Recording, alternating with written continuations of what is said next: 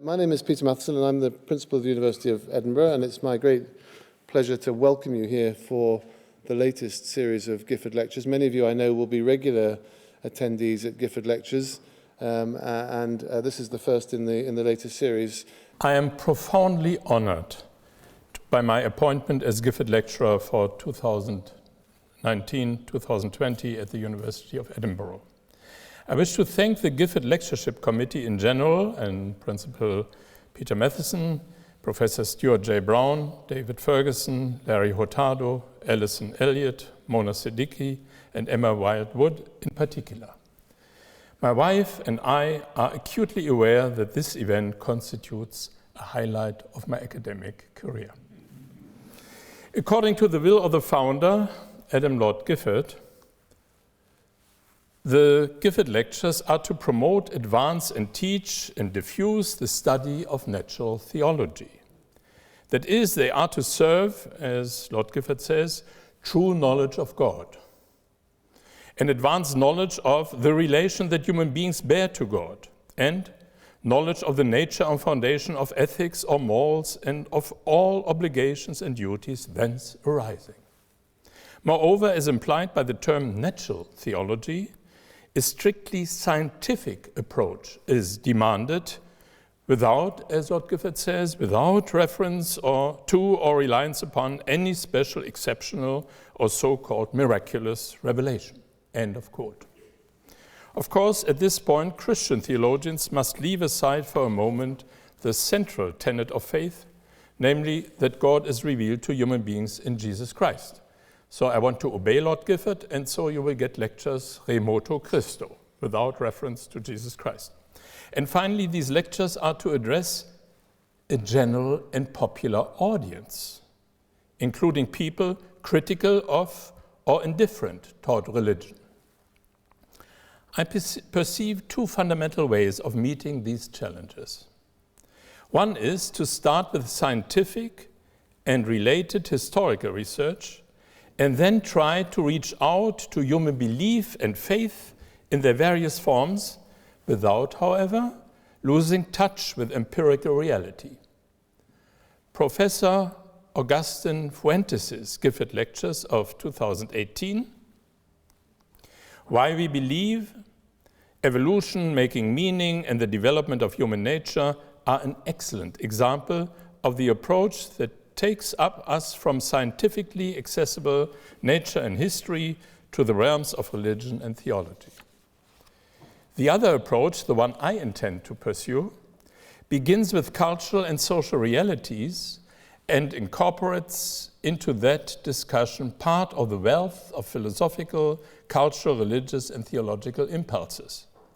Throughout, however, it is ever alert to secure, within the framework of the program of natural theology, the connection with empirical and historical research and investigation, as well as with common sense perspective.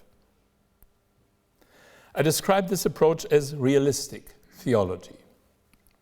30 years of dialogue with natural scientists have considerably enhanced my awareness of the rich possibilities of such a theological research and interdisciplinary cooperation. I view Lord Gifford's will and guidelines as a challenge whose relevance remains undiminished here at the beginning of the 21st century. The concern of many distinguished thinkers in the past to investigate to what extent the central content of religion and theology can genuinely be made accessible to all people is by no means an antiquated one. Immanuel Kant's grand program of comprehending religion within the limits of reason alone remains vibrant even today, at least as a topic of discussion. And the burning desire to strengthen interreligious and interdisciplinary communication and shared searches for truth and conditions of peace underscore the vibrancy of such a project. Recently, a collection of essays based on a longer conversation was published by Alon Goshen-Gottstein, Friendship Across Religions, Theological Perspectives on Interreligious Friendship, 2018, one of many, many contributions that move in this direction and want to enhance peaceful communication among different religions. And here the program of natural theology can be of some help. The overall theme of my 6 lectures is In God's Image, Anthropology. The fundamental question is whether and, if so, how human beings in their natural, social, and cultural existence can be understood as the image of God, the imago Dei. Oddly, perhaps, this first lecture must necessarily question the very assumption that human beings are indeed made in the image of God. So you get a grim lecture today. For it illuminates not only the tension between human wickedness and wretchedness on the one hand, and the enormous power and grand destiny of human beings as such on the other. It also deals with the alarming susceptibility of human beings to seduction, their violent, aggressive, destructive tendencies, and their outright maliciousness. Emphasizing the breathtaking breadth of human existence through simple reference to human wickedness and the grand destiny of human beings, however, by no means excuses us from drawing equal attention to the dreadful and repugnant abysses of that same existence. Negative aspects of the impressive breadth of human existence also include the dull, apathetic complacency toward the human race's massive self-endangerment and toward the immense scale on which hatred and violence are being sown today. We are especially oppressed by the unthinking or simple lethargic attitude toward socially brutal behavior on many levels. Here I might mention especially the ecological brutality that ranges from overt destruction to the denial and cover-up of dangerous developments to dull indifference even on a global scale. Indeed, do not these abysses of human existence render any talk of human beings as the image of God absolutely preposterous? Worse yet, with what sort of God are we then dealing, if human beings, even in their abysses, are to be conceived as the image of God? Given these considerations, and taking our natural theological point of departure from human beings themselves, is Lord Gifford's program of articulating a scientifically sound, universally comprehensible, and ethically edifying understanding of God not doomed to failure from the very outset? So I start with the lecture. Human beings as the image of God, big question mark. The breadth and abyss of human existence. Immanuel Kant concludes his critique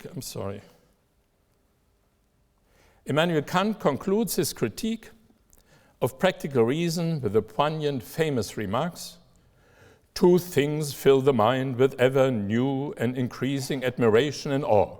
The oftener and the more steadily we reflect on them, the starry heavens above and the more law within."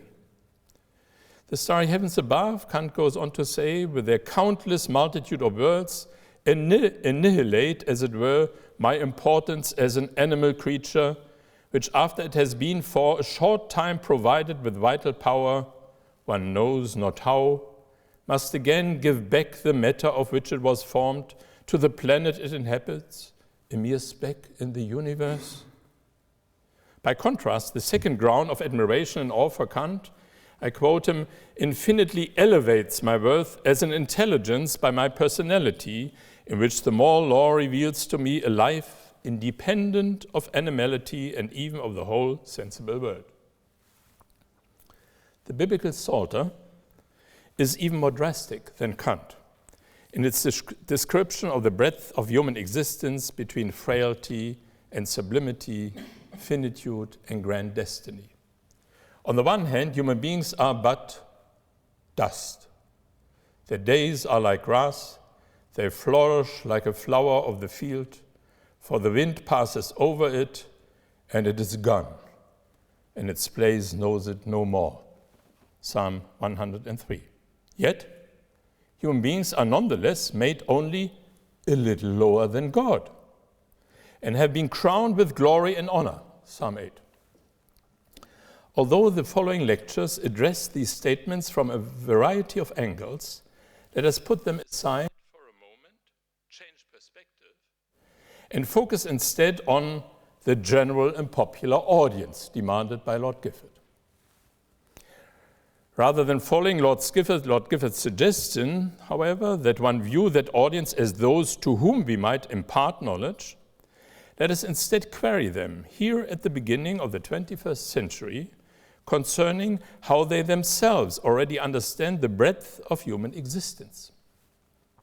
Probably not a single person or hardly any person would think to mention, as does Kant, the tension between the almost inevitable annihilation of one's own significance and reality on the one hand, and one's evolution through the moral law on the other.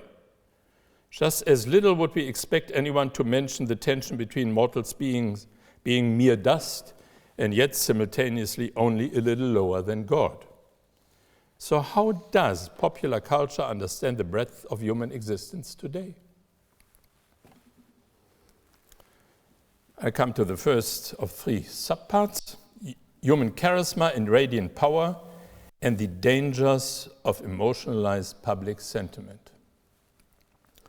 One area in popular culture where the tension and breadth of human existence are discernible is elite athletic competition, which is followed all over the world through the media. The enormous resonance elicited by competitive sport has deep anthropological roots. These sports focus intensely on that unique area of physical human existence that through an extreme engagement of body and mind produces extraordinary performances with global visibility. Physically and mentally gifted elite athletes transform into a superior performance what in and of itself is, to take but one example, the simple act of moving forward, an act most people are also capable of performing. The media make it possible for millions of spectators to become emotionally and passionately engaged and identify with such performances. The fascinating anthropological power elicited by these sports heroes derives simply from their being simultaneously close to us and yet in possession of enormous charisma and radiant personal presence. No one ever ran the 100 and 200 meter event as fast as Usain Bolt. And yet, I too understand what it feels like to run as if one's life depended on it. No one plays soccer as well as Lionel Messi. And yet too, I'm quite able to kick a soccer ball around and be inspired by its flight, in my own case, a very modest flight. The radiant force of attraction of such successful athletes, however, is based not only on a given performance, but also on spectators' admiration for their astonishing capacity for both physical and mental training, endurance and persistence. For as a rule, years of training inevitably also involve years of self-discipline and asceticism. The intense emotional attachment of spectators to elite athletes whose performances attain Olympic heights or who play on winning teams is always accompanied by equally intense feelings of community. And it is not just the media that heartily welcome such resonance, but also political leaders. Victorious teams, moreover, also generate enthusiasm through successful team play. Such play, precisely for the sake of the team as a whole, results from individual team members engaging in unconditional self-assertion on the one hand and creative self-withdrawal on the other. Perfect cooperation is rewarded in the players' own joy transmitted to their fans. Elite athletic performance, however, also reveals the enormous mood changes such elites experience between individual triumph and victory and individual despair in defeat. Such mood swings also reflect the ambivalence experienced by spectators through their own intensive, emotionally charged and shared identification with these athletes. Most of us have witnessed such ambivalent following national and international competition in the more popular sports. Who can resist being swept up in the exuberant joy unleashed following a victorious team performance of top athletes? But failure too, a lost match, a missed chance, generates experiences of mass shock and pain that in the heat of the moment are by no means assuaged by the fact that such pain generally passes rather quickly and indeed just as quickly transforms into optimistic hope for future victory. The media love this. Yeah? Short attention, new excitement. We witness this familiar phenomenon of emotionally charged sentiment, however, not merely in elite sports, but also in actions and demonstrations of civil societies, when they usefully and creatively sound the alarm in oppressive situations. Under the dominance of organized politics, however, this phenomenon can easily acquire precarious forms. Whenever marches, parades, and mass rallies are functionalized to manipulate people politically or even to discipline them. Initially, people might merely be voluntarily demonstrating loyalty, rejoicing with others in various communal places or stadiums. They demonstratively express that they belong to a particular circle of people who are engaging on behalf of a specific cause. All too easily, however, they can lose sight of a specific cause and become hangers-on, who self-righteously demonstrate with them, who call the good good and the bad bad. Our very famous sociologist Niklas Luhmann marked many of these mass movements with this term. Such emotionally charged sentiment, however, quickly derails when politicized moral aggression and hatred are intentionally roused, stoked, exploited, and sustained.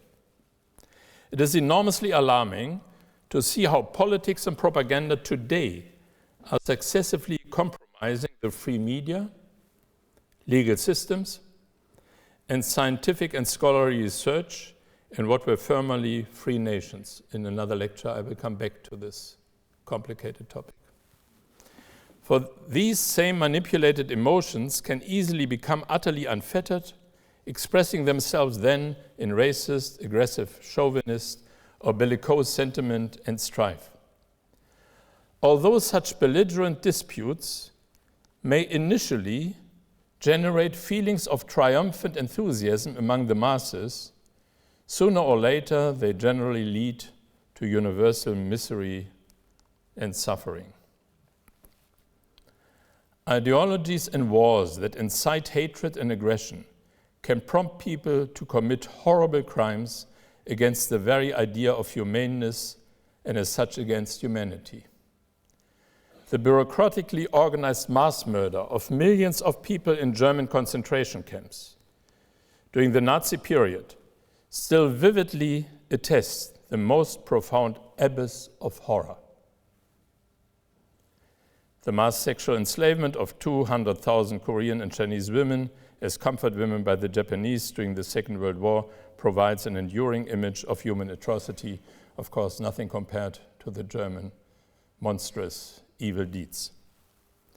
Such violent excesses can, as a rule, be stopped only by colossal processes of destruction. One of many, many German cities totally in ruins after the war. It was in the extreme form of the atomic bomb that the 20th century vividly illustrate the unnerving possibilities of global destruction through man-made weapon. I come to my second part, paths into danger, misery, and ruin. Hardly anyone has presented a more penetrating examination of the political and moral path that lead populations and nations into danger, misery, and ruin than has Hannah Arendt, who wrote from a perspective of a profound existential experience as a threatened German Jew forced to live as a stateless person in the United States for several years. Her work deftly weaves this personal experience into her unique historical, political, and sociological training in the phenomenon of mass psychology and her equally profound and penetrating conceptual talent. In 1948, she published the volume 6 essays with a dedication to her Heidelberg teacher and doctoral advisor, Karl Jaspers. In it, she expresses her gratitude to this esteemed sir,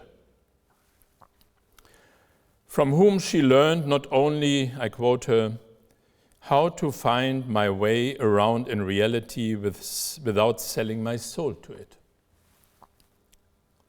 but also that the only thing of importance is not philosophies, but the truth. That one has to live and think in the open and not in one's own little shell, no matter how comfortable furnished it is. And that necessity, in whatever form, is only a will of the wisp that tries to lure us into playing a role instead of attempting to be a human being. End of quote.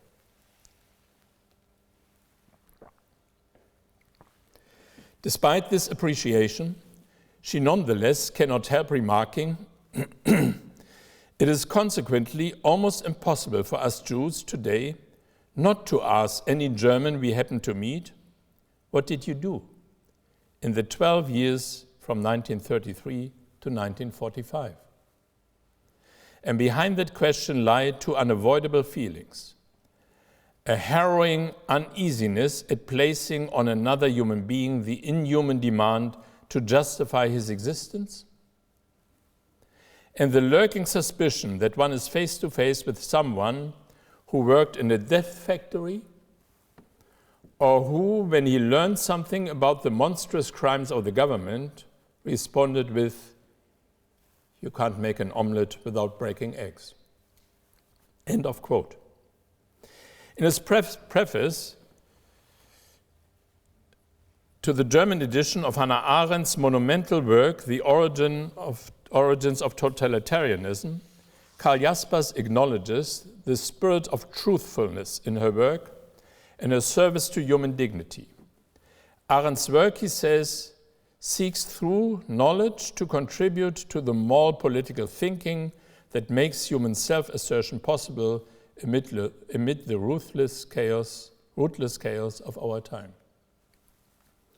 Arendt focuses on the most extreme forms of tyranny by exhaustively examining the history and emergence of the reigns of terror in German National Socialism and in Russian Stalinism. Total rule and total power pay no attention to the positive rule of law. Instead, they organize instruments of terror whose goal is to systematically eradicate and eliminate any and all opposition.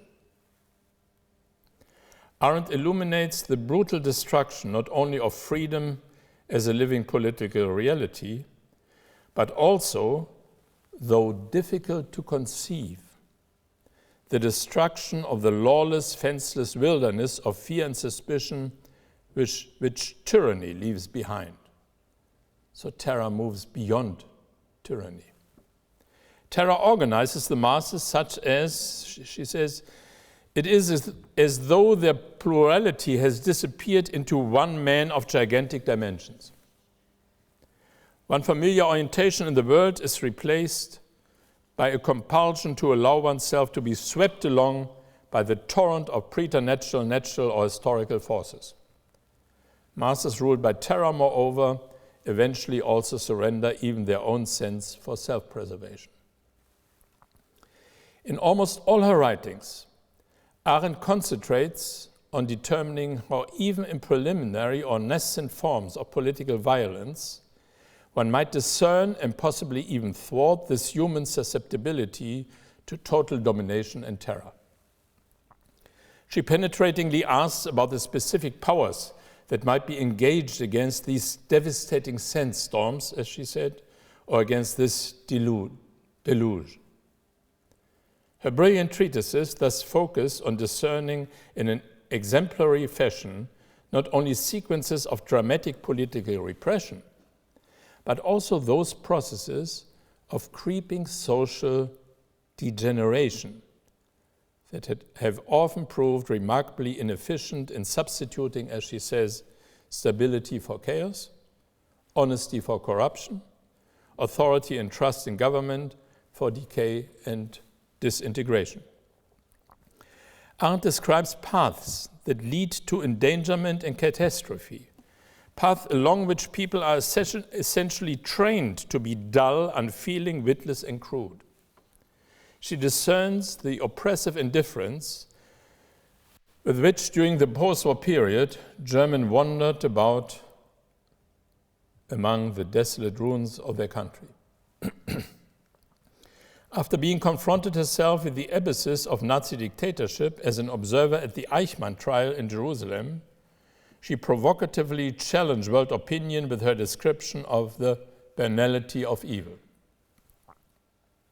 In the introduction to her 1973 Gifford lectures in Aberdeen, she remarks, "I was struck by a manifest shallowness in the doer that made it impossible to trace the incontestable evil of his deeds to any deeper level or roots or motives. The deeds were monstrous, but the doer, at least the very effective now on trial, was quite ordinary, commonplace, and neither demonic nor monstrous. The only noticeable characteristic one could detect in his past behavior as well as in his present during the trial and throughout the pre-trial police examination was something entirely negative. It was not stupidity, but thoughtlessness. His cliché-ridden language produced on the stand a kind of macabre comedy. Discerning in this perpetrator a complex renunciation of any thinking connection with reality, she wonders, I quote her, might the problem of good and evil, our faculty of telling right from wrong, be connected with our faculty of thought? She sought an answer to this question in her Gifford lectures with their obvious orientation on Kant's three critiques, namely thinking, willing, and an unfinished addendum on judging. What she finds is that this epidemic, ethically disastrous thoughtlessness is by no means, and this is chilling, restricted merely to political disasters associated with totalitarian rule and its consequences. She sees with prophetic clarity that a mass spread of egoism can just as easily unhinge or grind into great conformity even those allegedly free civil associations that constitute part of late modern pluralistic consumer societies. A considerable skepticism concerning the vitality of politically and morally pluralistic democracies raises the disturbing specter for her that the publics and social groups too, and with them the potential for freedom, are vulnerable to being fatally undermined. She apparently does not trust the capacity of late modern societies to generate ever anew those particular civil associations capable of politically shaping the potentials of freedom in the public sphere amid the constant flux of dissonance and concerted action. She fears that the sphere of public politics, overwhelmed by egoistic and distracted privatism, will eventually become stultified. I will return to this issue in a later lecture. Arendt's diagnosis of such dramatic creeping political disintegration consciously distinguished between power and violence or between power and domination. Max Weber had defined power as the possibility of imposing one's own will on the behavior of others. Power, he says, is the probability that one actor within a social relationship will be in a position to carry out his own will despite resistance. Arendt understands Weber's concept of power as violence or domination that tends toward repression, By contrast, she elevates power as the human capacity for coming to an agreement and uniting through unforced communication for the sake of cooperative action. Power, she says, corresponds to the human ability not just to act, but to act in concert. In this astute essay, Hannah Arendt's Concept of Power, 1976. Jürgen Habermas initially concurs that the basic phenomenon of power is not the instrumentalization of another's will for one's own purposes, but the formation of a common will in a communication aimed at agreement. So much Habermas with Arendt. Habermas acknowledged also in several publications Hannah Arendt's extraordinary political sensitivity. As early as 1992, he asserts that Hannah Arendt's diagnosis that stateless persons, refugees, and those deprived of rights would come to symbolize this century has proved frighteningly accurate. The displaced persons that the Second World War left in a devastated Europe have long since been replaced by asylum seekers and immigrants flooding into a peaceful and prosperous Europe from the south and the east. The old refugee camps can no longer accommodate the flood of new immigrants, 1992. At the same time, as a political realist, he laments the limitations of Arendt's political theory, maintaining that she became the victim of an antiquated understanding of politics, no longer applicable to modern circumstances. When she harshly condemned the economic and administrative integration of politics and similarly excluded from politics the necessity of a strategic engagement of power. He says the concept of the political must also extend to the strategic competition for political power and to the application of that power within the political system itself. That is to say, the strategic exercise of power is politically indispensable. Criticizing it as a manifestation of violence and excluding it inevitably leads to a loss of contact with political reality. So Habermas against Arendt. I come to my third and last part of this lecture. Realistic visions of liberation and freedom.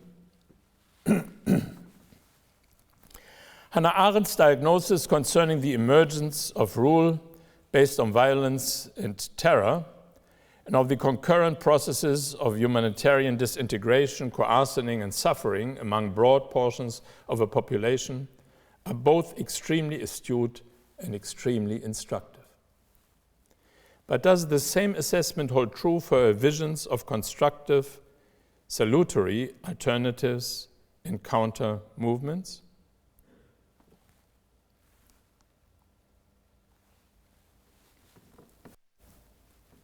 Her suggestions are doubtless quite moving, as is, for example, her image of a poor rural population that is brought into a big city for the first time and is now assured that indeed this is your possession.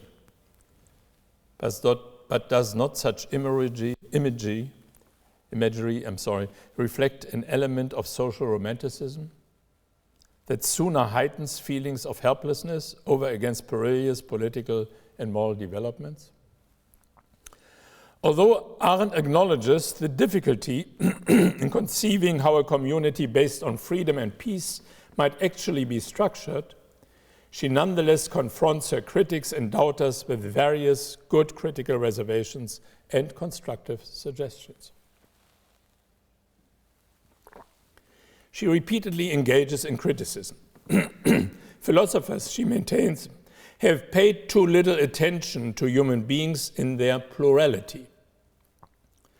She writes, political freedom is possible only in the sphere of human plurality, and on the premise that this sphere is not simply an extension of the dual I and myself or I and thou to a plural we. She intensifies this reproach by criticizing the insufficient bipolar thinking used in ethics and social diagnostics. and not merely in a general sense, in a connection what might be called healthy human understanding, but also among philosophers and sociologists. Indeed, many distinguished thinkers have employed this conceptual framework of person-to-person relations, for instance, Aristotle's friend, Karl Jasper's beloved, Buber's thou, and endless more. Arendt objects that such bipolar understanding, even in the form of the inner action in which I appeal to myself or to the other self, is neither a guarantee of truth nor paradigmatic for the political sphere. Although person-to-person relationships are important in the daily life of individuals, they cannot grasp complex social circumstances. Nor does a hypothetical multiplicity of such bipolar relations yield any realistic concept of actual social constellations. Such also applies to the idealizing notion of deliberate democracies in which all the people are to transform societal circumstances through reasoned dialogue, as Habermas and others argue. Arendt's alternative is natality as the source of freedom, that is, insofar as every newborn person has the capacity to make a new beginning. The possibility of saving the world allegedly resides nowhere else but in the capacity for humankind to shape itself continually anew. She also discerns in social development this power of renewal in the magic of birth. She writes, and obviously this mysterious human gift, the ability to start something new, is connected to the fact that every one of us came into the world as a newcomer through birth. In other words, we can begin something because we are beginnings and hence beginners.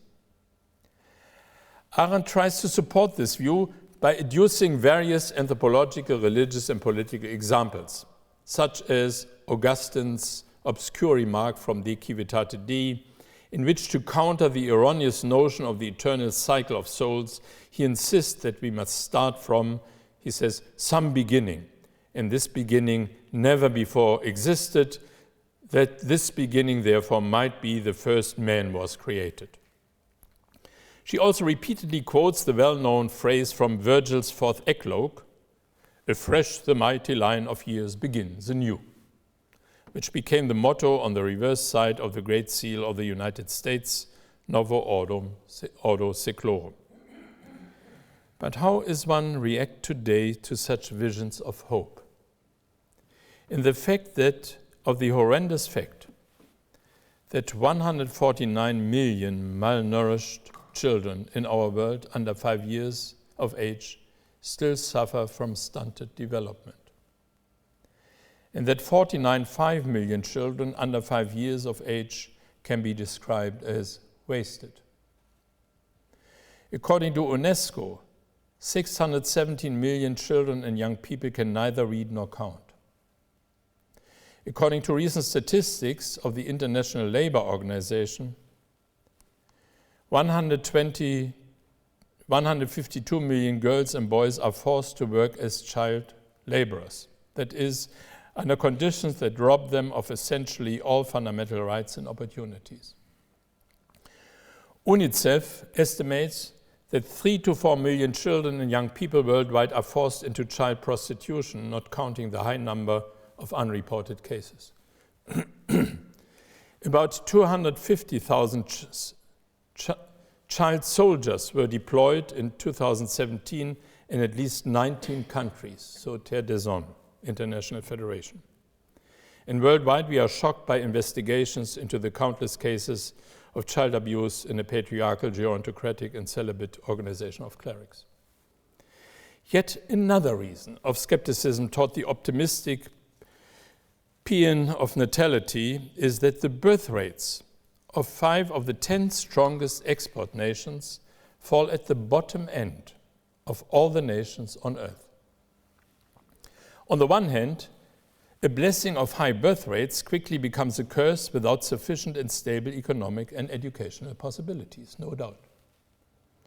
On the other hand, initiatives for promoting families and child welfare, especially in the economically more stable areas of the world, require strong intellectual and institutional impulses these days. A natural theology or ideology of natality will not be sufficient.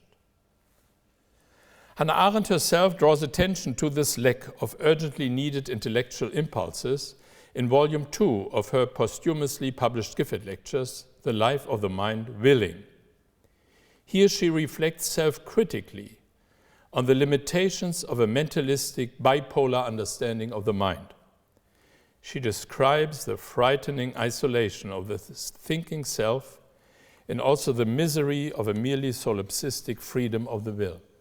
So her critique on great Kant and of her own options, former options against Eichmann and other evildoers.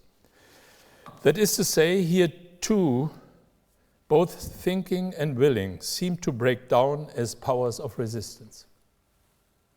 The question is thus whether there's any way out of this desolate situation.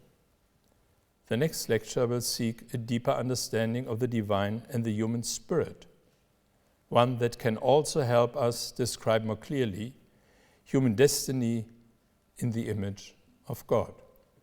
Thank you for your attention. Good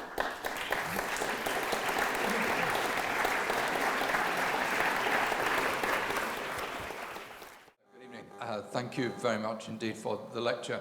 I was just thinking, I'm entirely convinced by your argument, the way you express it. So seen in one direction, you have the problem of, if you're committed to this idea that the human spirit is in some ways based on the divine spirit, then, what kind of problems does that let you in for?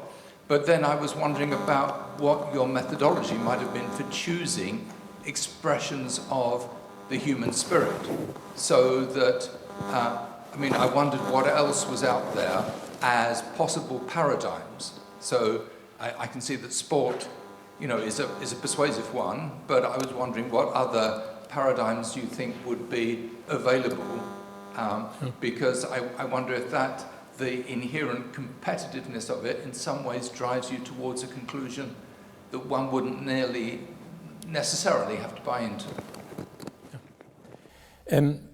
My perspective was obedience to the will of Lord Gifford.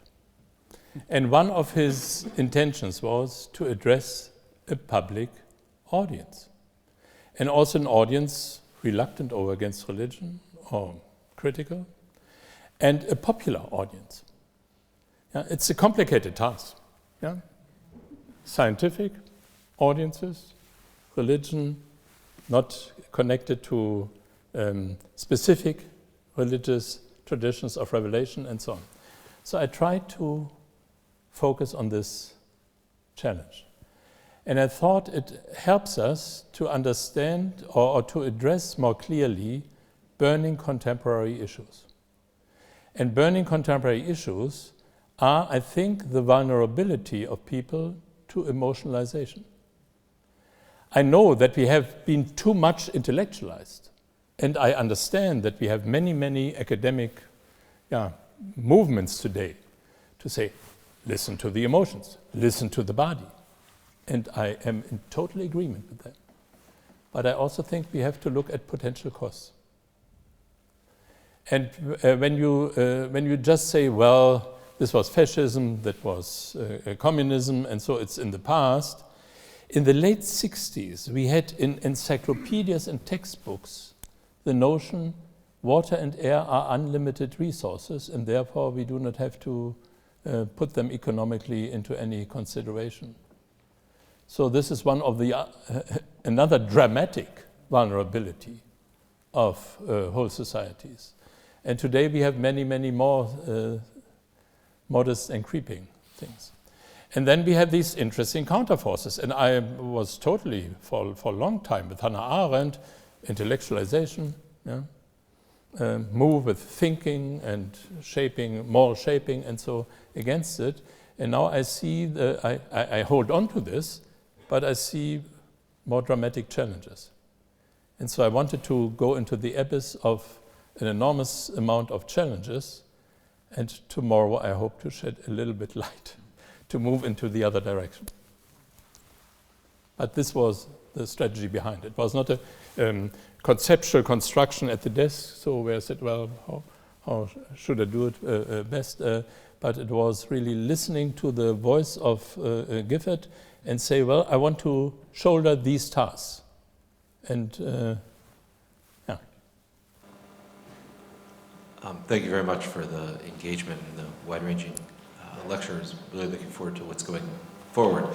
One skeptical reading of natural theology that I'm sure you're aware of, and the possibility of even doing such a thing, is that it's impossible to escape the particularity in which you've been formed, in the ways that you've been framed.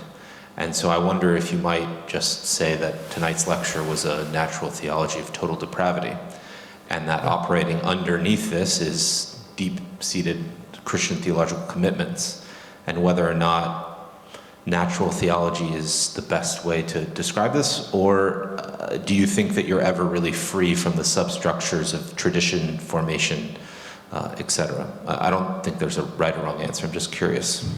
Yeah. We are never free from substructures of. I like very much the advice of a Gifford lecturer from Edinburgh, Gifford lecturer from 1927, Alfred North Whitehead. I wrote a habilitation on his work, wonderful genius, and he said what we need is a critique of abstractions. And this does not mean naively think without abstractions. No. Look at the leading figures of thought that guide your thinking, most often unconsciously. The paradigms, or however you call it. Look at these and then try to question these and try to improve these. And also to try to improve the common sense by refining it. And he saw religion and science as two impulses to work on these issues. And in a way, I follow this good advice. And tomorrow, I would like to show you that we can deepen the understanding of spirit beyond an intellectualist and beyond a hazy-daisy understanding of the spirit, and that we can develop perspectives on a force that will, of course, have roots in Judeo-Christian traditions, spirit of justice, spirit of freedom, spirit of truth, spirit of peace, spirit of love, but that we can address without a reference that pushes or frightens away other traditions, both secular and other religions. So I would like to offer an understanding of a spirit and also an offer to reshape natural theology, because I think that sticking to nature leaves us with a high ambivalence. Nature and life for many people today are salvific terms, but they are ambivalent. Physical life lives at the cost of other life, has to destroy other life, and is finite, and so on and so on. And so I think when natural theology tried to fuse this together and even think of God as nature, or nature as God, and so we have gigantic mistakes. And in today's ecological enthusiasm, we see also many, many good-willed problems that people try to counter this ecological brutality, but with very, very vague notions of nature and so on. And I will also challenge the notion of natural law. This is a big task, because natural law is not just, as Habermas in a famous discussion with Ratzinger in a famous discussion with Habermas said, has become a dull instrument because of evolution. I want to show it has become a not helpful instrument because of inner consistencies from the beginning on. So many, many challenges ahead, but I agree that we come from specific traditions, that we have to get the best parts out of these traditions, but that we also have to reshape some of the prominent lines of argumentation and thinking that did not help us, but rather led us astray or led us clueless. And I admire Hannah Arendt. You saw it from the first lecture, but I also dragged us all into limits of her proposals, but acknowledged the enormous strength of her critique. Yeah? Don't go bipolar. Think, as complicated as it is, humans in a plurality of constellations, and so on. Hi, thank you so much for your speech, lecture. I just have a question, but it's more of a clarification of some of the content and the way that you employed some of Hannah Arendt's concepts. When you referred to the existential question of justification for people and what they do with their actions, when you were talking about a Jewish person asking a question of a German in the aftermath of World War II, would you say that the concept of natality that you then brought up is supposed to resolve that sort of existential dread that there's always this becoming and there's always this chance for new birth, and so there's not a necessary justification packed into what you do with your action? Yeah, thank you. This was not my idea, this was Hannah Arendt's idea. So in this desperate situation, how can you generate a free community? Yeah, when Habermas and others says, well, you are naive with your view of the rural population coming into a city, and then you declare you are free and you are the owners of this place, and so on. We need politics. We need politics that have economic and other powers. She resists. She sees too much of Weberian oppression involved. And then she launches this view of natality. And I think this is a social romanticism that does not work. Sadly, I wish I could be convinced. But I gave you a number of facts from both sides, the reproduction rates in our most affluent societies, and the horror that we still have on Earth with treating children. Then it's difficult. And we have a lot of wishful thinking in our environments, also countering ecological destruction and search for freedom. And I will show you, hopefully based on the powers of the spirit, what gigantic powers we need to work for equality and justice, to work for freedom, to hold on to the value of truth, and to pick up the huge challenge to work for peace in this world. These are all gigantic challenges, but also very ennobling challenges. So then you can make sense of the human being as the imago Dei under these good powers.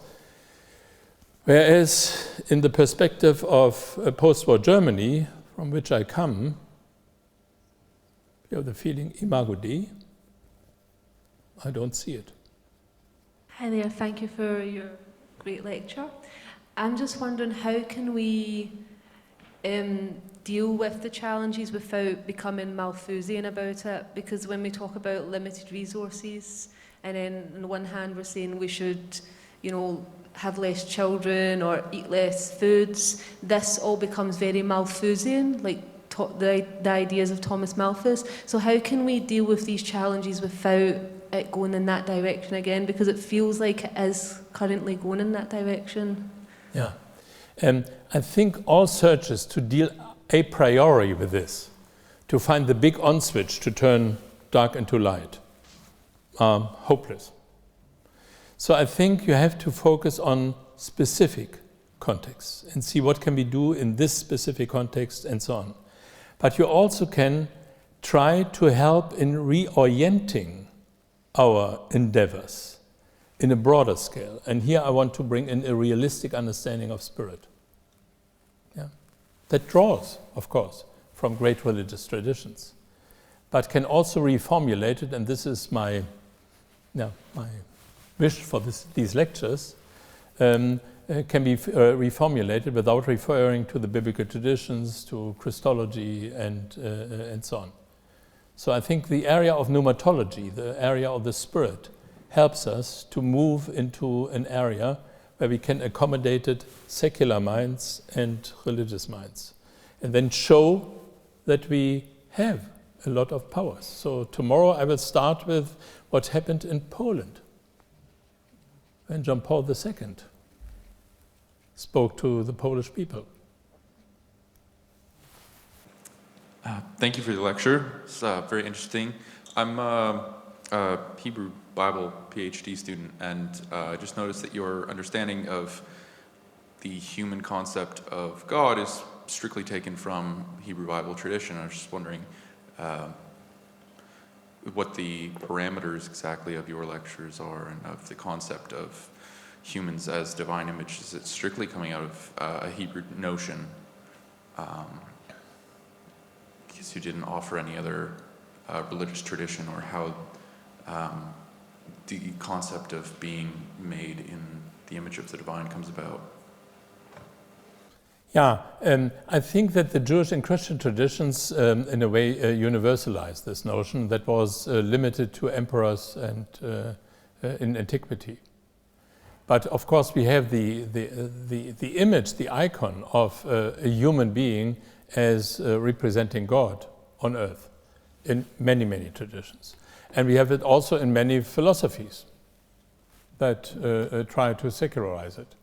So it's a broader phenomenon, but I agree, and this relates to what the colleague said, we are always coming out of specific traditions. You cannot do, and if you try to avoid this and try to reach a level of abstraction that doesn't relate to any tradition, then you will have only stale truths and very unconvincing propositions. So I think I like very much Beckett's saying, are you merely interested in everything or also in something specific? And I think we have to start with something specific. And I learned it from another Edinburgh Gifford lecturer, a dear friend of mine, the physicist and theologian John Polkinghorne.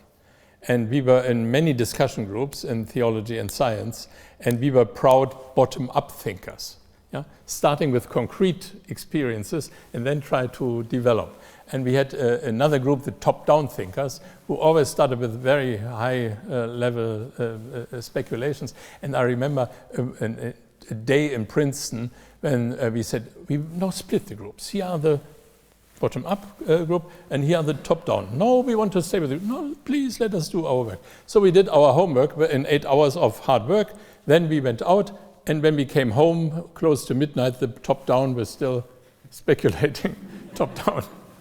This is an experience. Although I'm a philosopher by training, I did also a doctorate in philosophy, but I'm very much aware that it's very important to stay. And here I'm totally in agreement with your previous Gifford lecturer, with historical and empirically based impulses.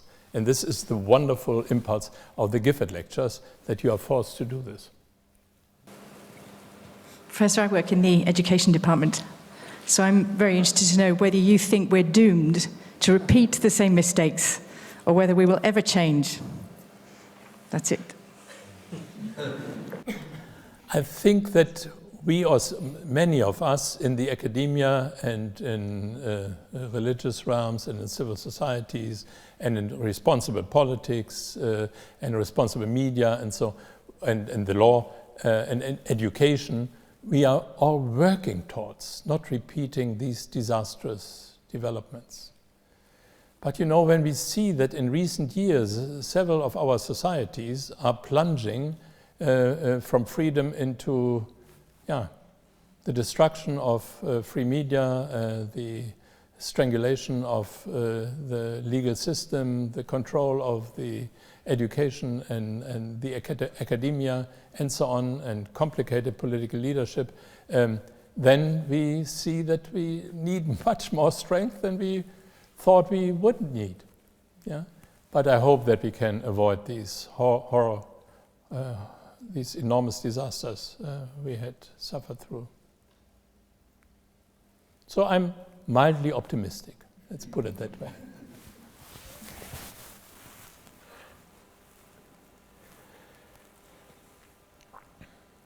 I think we should probably finish on a note of mild optimism.